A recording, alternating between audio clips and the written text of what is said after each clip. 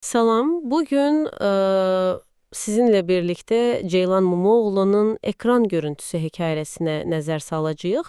Çox maraqlı bir mənbədir. Zahirən mükəmməl görünən, amma çox qısa zamanda təhlükəli bir dostluğa dönən münasibətdən bəhs edir. Yəni o görünüşlə reallıq arasındakı fərq. Məqsədimiz də elə budur hekayəni qat-qat açmaq, personajları anlamağa çalışmaq və əlbəttə o əsas mesajı, görünüşün aldadıcılığı mövzusunu təhlil etmək. Hekayə çox güclü başlayır axı. İstər inanın, istər inanmayın, heç bir şey göründüyü kimi deyildir. Bu birbaşa mətləbə keçid deyilmi? Elədir. Elədir, bu ilk cümlə deməli dərhal tonunu müəyyənləşdirir. Sanki bizə deyir ki, hazır olun, gördüklərinizin arxasına baxacağıq. Yəni, bizi o zahiri görüntünün, o parıltının altındakı mürəkkəbliyə, bəzən hətta təhlükəyə hazırlayır. Onda başlayaq o dərinliyə inməyə. Deməli, hekayəçi Solmaz yeni iş yerində Damla ilə tanış olur.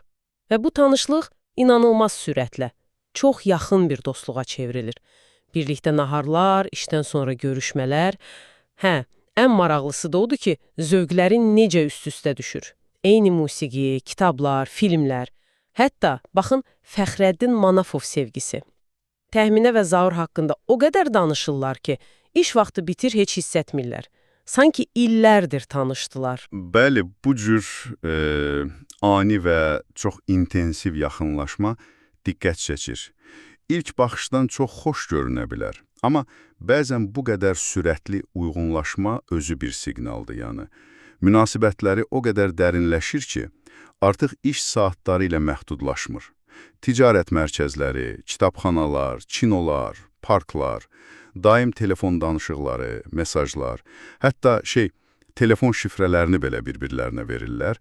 Bu, əslində çox yüksək bir etimad kimi görünür, amma digər tərəfdən şəxsi sərhədlərin, yəni həddindən artıq pozulmasıdır. Bu, gələcəkdə problem yarada bilər. Düzdür. Hekayədə bir an var, çox səmimi təsir bağışlayır. Parkda otururlar, Damla Solmaz'a deyir ki, sənin kimi dosta sahib olduğum üçün çox şanslıyam. Solmaz da razılaşır. O an hər şey mükəmməl görünür. İnsan inanmaq istəyir belə şeylərə, həm? Bax, bu nöqtə çox vacibdir. Çünki toksik münasibətlər çox vaxt məhz belə intensiv, müsbət hisslərlə başlayır. Amma sonra çox keçmir ki, o ilk narahatlıq siqnalları, bizim qırmızı bayraqlar dediyimiz şeylər ortaya çıxmağa başlayır. Məsələn, o yeni işçi qız məsələsi. Yeni bir qız gəlir işə, Solmaz təklif edir ki, üçümüz nahar edək, amma Damla dərhal üzünü turşudur. Elədir. Yeni qız da vəziyyəti başa düşüb nəzakətlə imtina edir. Bu, kiçik bir detal kimi görünə bilər, amma... Amma nəsə düz deyil orada. Hiss olunur. Bu, əslində, çox əhəmiyyətli bir işarədir. Damlanın o sahiblənmə hissinin, qısqanclığının ilk çox incə bir təzahürüdür. Yəni, Solmazın diqqətini başqası ilə bölüşmək istəmir. Sağlam dostluqda belə olmaz axı. Sonra başqa bir hadisə də var. Solmaz sinif yoldaşının ad gününə gedir. Damlanı da dəvət edir, əlbəttə. Damla çox könülsüz razılaşır. Amma məclisdə tamam başqa adam olur. Qanı qara, heç kimlə danışmır, dalğın, hətta ətrafdakı qızlara nəsə atmacalar atır. Solmaz bunu izdihamı sevməməsinə yozur, ümid edir ki, bəlkə keçib gedər bu qısqanclığı. Bax, bu çox tipik bir reaksiyadır, bəhanə tapmaq, izah etməyə çalışmaq. Çünki Solmaz o dostluğa dəyər verir, problemi görmək istəmir. Amma əslində bu, o qırmızı bayraqları görməzdən gəlməkdir. Damlanın belə sosial situasiyalardakı negativ davranışı, yəni onun emosional cəhətdən müəyyən problemləri olduğunu göstərir. Və gəlirik hekayədəki əsas dönüş nöqtəsinə. Solmazın köhnə məktəb sevgilisi Mahir xaricdən qayıdır və onlar münasibətlərini yenidən başlamağa qərar verirlər. Solmaz üçün çox böyük xoşbəxtlik idi bu. Təbii ki, bu xəbəri ilk olaraq ən yaxın rəfiqəsi ilə bölüşmək istəyir. Amma Damlanın reaksiyası həqiqətən təəccüblüdür. Deyir ki, sənin adına çox sevindim. Amma Solmaz o təbəssümün necə saxta olduğunu, səsindəki o gizlədilməyən hirsi hiss edir. Üstəlik bir xəbərdarlığı da var. Aman diqqətli ol, kişilər bilirsən necədir, göründükləri kimi deyirlər. Bu sözlər indi qulağa necə də fərqli gəlir, Bu artıq açıq-aşkar gizlədilə bilməyən bir qısqanclıqdır. və pasiv-aqressiv bir reaksiya. Damla qəbul edə bilmir ki, Solmazın həyatında ondan başqa həm də romantik bir insan ola bilər. Bunu özünə qarşı bir təhdid kimi görür. Və o xəbərdarlığı çox ironikdir həqiqətən. Çünki hekayənin sonunda görürük ki, əsl göründüyü kimi olmayan elə Damlanın özüdür. Bu bilirsiniz, manipulativ insanların tez-tez başqalarını öz mənfi xüsusiyyətləri ilə ittiham etməsi kimidir. Elə həmin həftə sonu gərginlik lap pik həddə çatır. Şənbə günü Damla deyir, gəl gedək alış-verişə. Solmaz da deyir ki, yox, Mahirlə görüşəcəm. Bu zaman Damla başlayır ağlamağa və açıq şəkildə Solmazı manipulyasiya edir. Deyir ki, ümid edirəm sən də o biri qızlar kimi olmazsan, sevgili tapan kimi dostunu unudanlardan, sən mənim ən yaxşı dostumsan axı. Bax, bu klassik emosional şantajdır. Yəni, qarşı tərəfi günahkar hiss etdirərək, onun duyğularıyla oynayaraq öz istədiyini etdirmək cəhdi.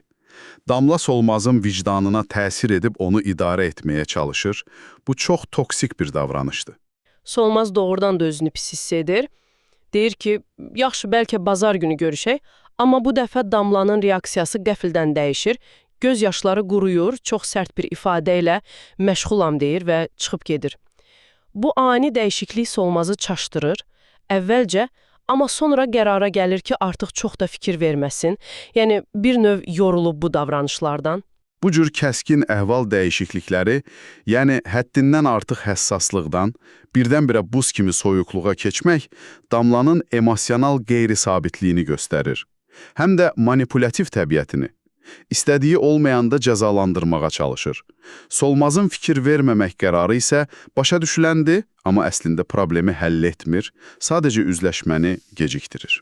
Və o üzləşmə çox sərt şəkildə gəlir. Həmin şənbə Solmaz Mahirlə Sky Grill restoranında oturub, telefonuna dayanmadan mesajlar gəlir. Elə hey gəlir. Hətta ətrafdakılar da narahat olmağa başlayır. Mesajlar Damladandır və suallar. Tam bir sorğu sualdır. Nə aldı sənə? Hansı restorandasınız? O kimdir yanındakı? Bu artıq dost marağı deyil, açıq müdaxilədir. Solmaz vəziyyəti gərginləşdirməmək üçün qısa cavab yazır, sonra danışaram. Telefonu səssizə alır, amma gecə evə çatanda dəhşətli bir mənzərə ilə qarşılaşır. Damladan 100-dən çox cavabsız zəng, yüzlərlə mesaj və mesajlar artıq təkcə sual deyil, təhqirlər, söyüşlər, alçaldıcı sözlər. Sanki bir qorxu filmindəki təqibçi kimi bütün nifrətini Solmaza yönəldib, son mesajı isə canın cəhənnəmi olur. Bu nöqtədə artıq söhbət dostluqdan getmir. Bu, açıq-aşkar psixoloji zorakılıqdır, təqibdir, yəni harassment. Damlanın davranışı tamamilə nəzarətdən çıxıb. Obsessiv, təhlükəli bir hal alıb. Mesajların sayı, içindəki o təhqirlər, bu onun dərin psixoloji problemlərini göstərir. Bu sadəcə pis rəfiqə deyil artıq. Solmaz təbii ki şokdadır, qorxur, əsir. Hətta öz-özünə deyir ki, bu qız dəli olub. Mahirə zəng edir, danışır, Mahir onu sakitləşdirir. Amma bazar ertəsi ofisdə onu daha bir xoşa gəlməz sürpriz gözləyir. Damla əvvəlcə heç nə olmamış kimi davranır, sonra Solmaza yaxınlaşıb üzr istəməyə başlayır. Hər şeyi içkiyə bağlayır. Çox peşmanam Solmaz. Mən dünən o zıqqımır dozunu çox qaçırmışam deyəsən, bağışla da mənə olar. Amma Solmaz artıq inanmır. O üzündəki məsum ifadənin necə saxta olduğunu görür və bu dəfə sərhədini qoyur. Sakitcə, amma qətiyyətlə deyir. Bir müddət görüşməsək yaxşı olar. Yəni bir fasilə istəyir sadəcə. Və Damlanın bu sərhəd qoyma gərtinə reaksiyası. Bax bu, onun əsl üzünü tamamilə göstərir. Solmazın məsafə istəməsi onun üçün rədd edilmək kimidir. Və bu, onu dəhşətli dərəcədə qəzəbləndirir. O, məsum maska anında düşür. Gözləri qaralır. İstehsalı bir təbəssümlə, mükəmməl, deyir. Və sonra əsl hücuma keçir. Solmazı saxtakarlıqda ittiham edir. Bağırır. Mənimlə oynayırsan, hə? Elə olsun. Onsuz da bilirdim nə qədər saxtakar olduğunu. Vəssalam. Dostluq bitdi, açıq düşmənçilik başladı. Bu, artıq intiqamın növbəti mərhələsidir. Daha qəddar bir mərhələ.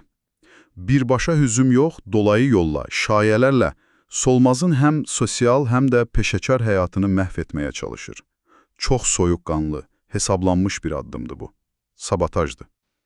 Solmaz bu şayələri eşidəndə təbii ki dəhşətə gəlir, Özünü çox çarəsiz hiss edir, hətta Damlanın psixi sağlamlığından ciddi şübhələnir və çox keçmir ki, qorxduğu başına gəlir. Müdir onu otağına çağırır, deyir ki, bu dedikodular iş mühitini pozur və onu işdən çıxarır. Solmaz xanım, təəssüf ki, sizinlə yollarımızı ayırmalıyıq. Çox acınacaqlıdır. Bu, Damlanın planının işlədiyini göstərir. Və təəssüf ki, bəzən iş yerlərində belə olur. Müdir problemin kökünü araşdırmaq əvəzinə ən asan yolu seçir. Narahatlıq mənbəyi kimi görünən tərəfi əslində qurban olan tərəfi uzaqlaşdırır. Bu həm də Damlanın manipulyasiyasının gücünü göstərir. Solmaz şok içindədir, ağlayır, müdirə hər şeyi danışmaq istəyir, o təhqiramiz mesajları göstərmək istəyir, axı onlar sübutdur. Telefonunu çıxarır, həyəcanla mesaj qutusunu açır, amma mesajlar yoxdur. Heç biri. O qədər təhqir, söyüş, hamısı silinib. Yalnız əvvəlki adi məsum yazışmalar qalıb, dəhşət. Bax, bu çox sarsıdıcı bir andır və çox vacib bir məqamı vurğulayır. Solmaz dərhal başa düşür ki, Damla onun telefon şifrəsini bildiyi üçün Bəli, fürsət tapıb bütün sübutları silib. tamamilə. Bu, Damlanın nə qədər planlı, nə qədər amansız olduğunu göstərir və sərhəd tanımadığını, eyni zamanda bu ən yaxın dostumuza belə telefon şifrəsi kimi məhrəm məlumatları verməyin nə qədər riskli olduğunu çox aydın göstərir. Rəqəmsal məhrəmiyyət mövzusu çox vacibdir. Solmaz tam ümidsiz vəziyyətdə titrəyən əllərlə Mahirə zəng edir. Mahir onu sakitləşdirir, çox dəstəkləyici danışır. Canım, narahat olma, mən səni tək qoymaram, saçının bir telinə zərər gəlməsinə icazə vermərəm. Deyir ki, dərhal gəlirəm. Bu Solmaza bir anlıq güc verir. Mahir çox tez gəlir. Solmaz hələ də müdirin otağındadır. Mahir sakitcə içəri girir, müdirlə danışmaq istədiyini deyir, Solmaza işarə edir ki, çöldə gözləsin. Təxminən 15 dəqiqə keçir, Mahir qapıdan çıxır, üzündə çox sakit, arxayın bir təbəssüm var. Solmaz təəccüblə soruşur, nə oldu, necə oldu? Və burada hekayənin zirvə nöqtəsi, o gözlənilməz dönüş baş verir. Mahir telefonunu çıxarıb Solmaza göstərir. Məlum olur ki, o bazar günü restoranda, Solmaz tualetə gedəndə, Mahir nədənsə şübhələnib, bəlkə Solmazın narahatlığından, bəlkə mesajların tonundan və Solmazın telefonundan Damlanın yazdığı bütün o təhqiramiz mesajların ekran görüntülərini, yəni screenshotlarını çəkib öz telefonuna göndərib. İnanılmaz, həqiqətən inanılmaz bir uzaq görənlik. Düzdür, yəni başqasının telefonunu xəbərsiz yoxlamağın etik tərəfi bəlkə də mübahisəlidir. Amma bu konkret vəziyyətdə Mahirin bu addımı Solmazı xilas edir. O screenshotlar olmasa, Solmaz heç cür öz haqlılığını sübut edə bilməzdi. Tamamilə razıyam.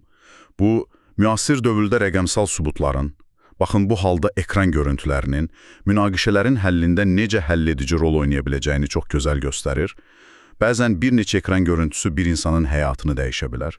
Mahirin niyyəti nə olursa olsun nəticə Solmazın lehinə oldu. Ədalət yerini tapdı. Həmin o ekran görüntüləri müdirə təqdim olunur. Vəziyyət 180 dərəcə dəyişir, Damlanın əsl siması ortaya çıxır və təbii ki, o işdən qovulur. Solmaz isə o sadəcə telefon nömrəsini dəyişir, sanki bir simvolik addım kimi, keçmişi bağlamaq üçün. Və hekayə başladığı o cümlə ilə bitir. İstər inanın, istər inanmayın, heç bir şey göründüyü kimi deyildir. Amma Solmazın son düşüncəsi adamı narahat edir. Düşünür ki, bəlkə də Damla indi başqa bir yerdə, başqa bir şirkətdə özünə yeni bir ən yaxşı dost, yəni yeni bir qurban axtarır.